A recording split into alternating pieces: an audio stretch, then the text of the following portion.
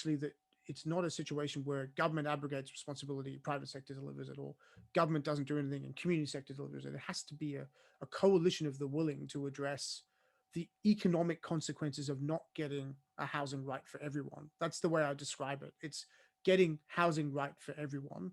And by that, I mean the types of housing that fits the members of the community who have particular needs. So, we talk about social housing dealing with complex social problems. That's one section or segment of housing.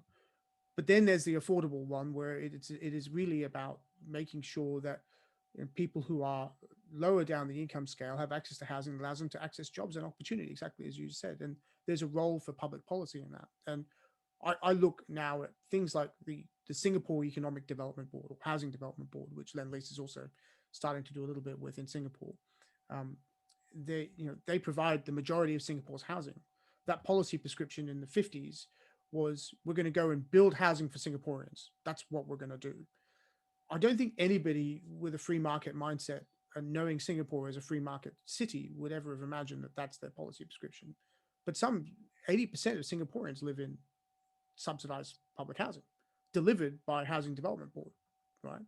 So it makes me wonder in our context now, and our population is going to continue to grow, even though it's slowed during the pandemic. And we are going to have, a widening gap between those who are already here and asset rich and those who are not, but are working here. Is one of the solutions that we just start building more government funded housing? Like, you know, the taps have been turned on, the deficit's $500 million, $500 billion already, or debt, $500 billion. Is one of the stimulus packages? Let's go. Let's forget about all this, um, private financing model. Let's actually buy public housing and basically allow community housing providers in the private sector to deliver on our behalf. I think if that was a realistic ambition, it would be an interesting way forward, and I think would find a raft of supporters.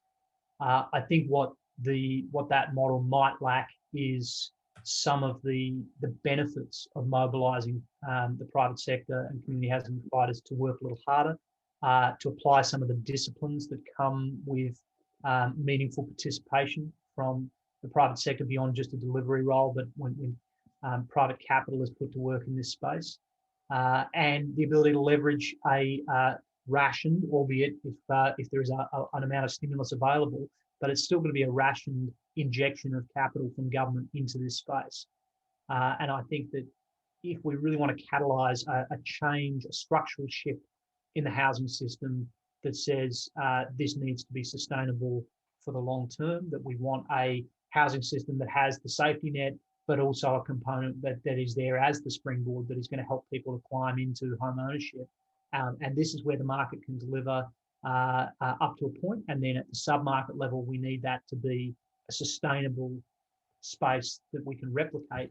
Then I think the answer is not purely for government to fund 100% and just let rip. It is to bring together the best of the private sector, community housing providers, and government. It's, how do we get the business head and the social heart working for government and the public good?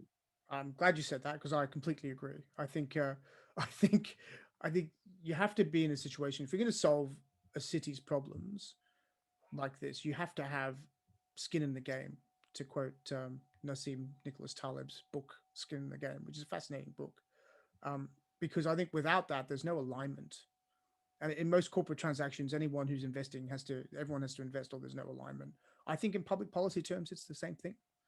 I think if you don't have enough investment from all sectors, you don't get alignment. There's no alignment, then there's policy failure.